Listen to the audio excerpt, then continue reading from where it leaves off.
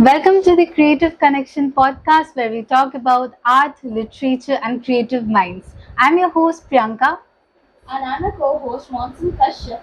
We have a very great, aspiring psychology student all the way from USA, Tanisha Deka. She's also an incredible writer. Hello, Tanisha. Hi. So, the first question I would like to ask you what were your early reads as a child and how did you start writing? The earliest books I remember reading are like fairy books and fantasy books, like Harry Potter, stuff like that. And that's also what I was interested in writing. I had this little like fairy notebook that I would always write down my story ideas in.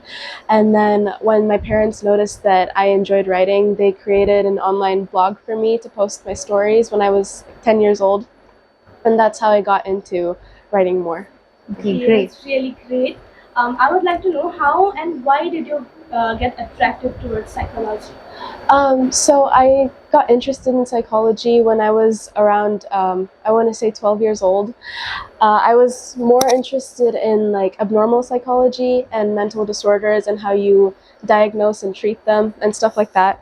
So yeah, I wanted to go into a career that allows me to research that and maybe help prevent and treat some of these disorders. So that's why I decided to major in psychology. So, Tanisha, how do you come up with story ideas of what you're going to write about and how do you develop them into a captivating narrative?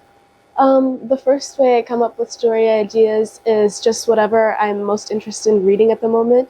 So I remember I had a phase where I was super into like horror books and stuff like that, so I wrote horror stories a lot. Interesting. And then another way I come up with stories is just stuff that happens in my own life. I remember I wrote a few horror stories about stuff that happened in my own life. It wasn't that scary. I just made it more dramatic and developed it into like an actual story instead of just an event. Yeah. So, what are the topics that you are more concentrated in writing? Mostly I write fiction stories, fantasy, horror, stuff like that. So I'd say for writing in the future, I definitely want to keep those up. But for nonfiction writing, this actually was because of my grandma. I wrote an article about how the American education system might be different from India's. So I really enjoy like making cultural comparisons like that. I think it's really interesting. So I'd also be interested in writing about that. United States has a diverse range of perspectives and cultures. How do you think this multicultural environment has shaped your writing and your understanding of psychology? As for my writing, I think most of the writing I've done, as I said, hasn't been much like background based for the characters, so the culture hasn't really influenced much of that. But for my psychology, I'm really interested in cultural psychology. And also, like I said, for abnormal psychology, when I was in a psychology class in high school, we learned a lot about how symptoms for like mental like disorders and conditions can vary a lot amongst different cultures, and also how the treatment that works for one culture might not work for another culture. So I really want to focus on that in the future too, researching that. Okay. Okay, so how do you express your anger? I mostly express it through art, which is just, writing, and also music, whether it's by writing songs or singing songs that I like. I use music to express my anger, and I also like journaling.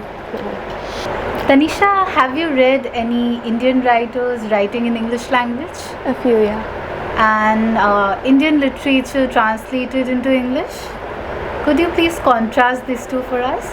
I've noticed that when Indian writers write in English, it's a lot more like dialogue focused, and relationships between people is of the focus a lot of the time. For translated stories, I've noticed that the description is in focus a lot of the time, like description of like the settings, the surroundings, and it's also a lot more spirituality and like folk stories kind of focus. So yeah, that's the contrast I noticed. Thanks. Have you read any writers who are non-residential Indians, and how do you contrast their writings from yours?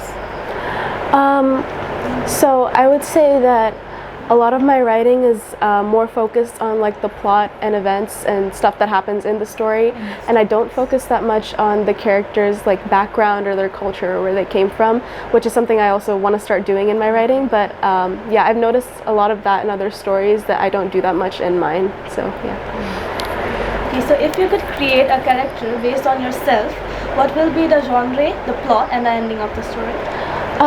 For the genre, I'm not really it wouldn't be much of like an action story, but it would be fiction probably. For the plot, I can't think of like an exact plot, but I would say that the plot of the story would be more facing like an internal conflict instead of external, so like a man versus self conflict.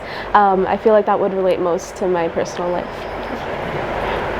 Tanisha, you have grown up in USA with a wide range of cultures and perspectives. How do you think all this variety of perspectives and cultures have affected your writings and also your understanding of psychology?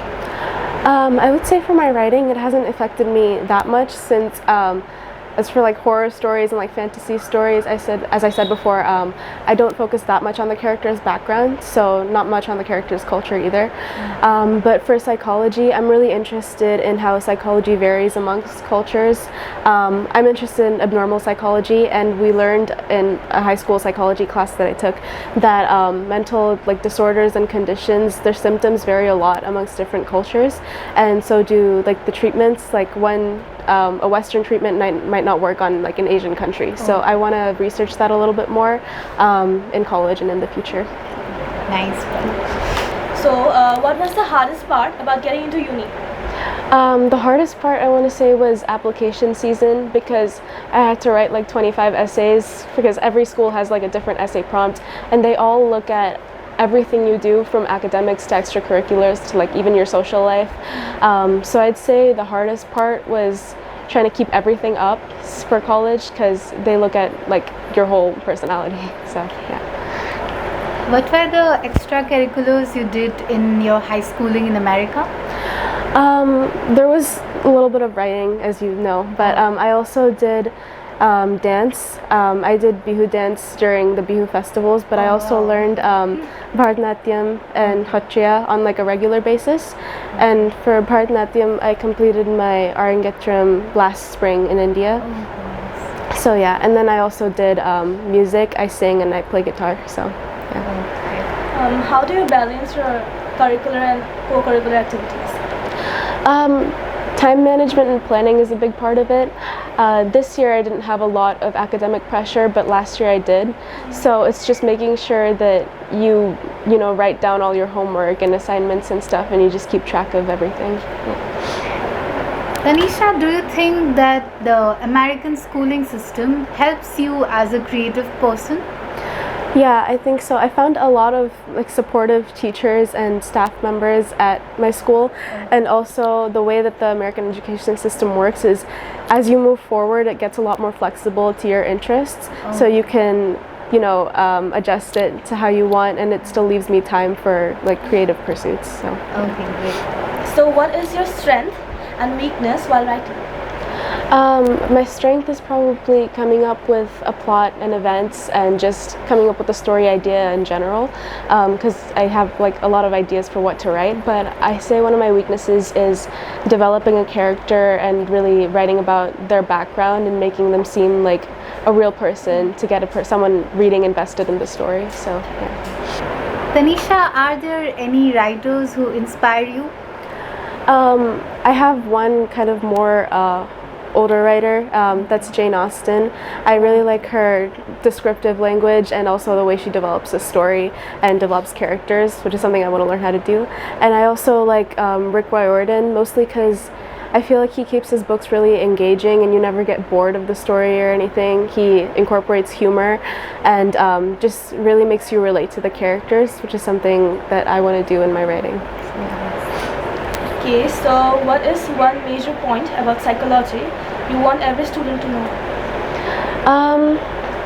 I know that psychology has been getting like a really popular. It's become a kind of popular area of study, and I just want to say, if you're not really interested in like the workings of the human mind and like some of the more boring stuff like brain mechanisms and stuff like that, you'll probably be bored by psychology. I find that kind of stuff really interesting, but I know that some of my other like friends who have taken psychology classes with me got like pretty bored by it quickly, just because they didn't really know like everything that, because it's a pretty broad area of study. So I just want to say that, yeah. What are the subjects related to psychology? Like, if one thinks of opting for psychology in higher education, what subjects do they must have interest and background in?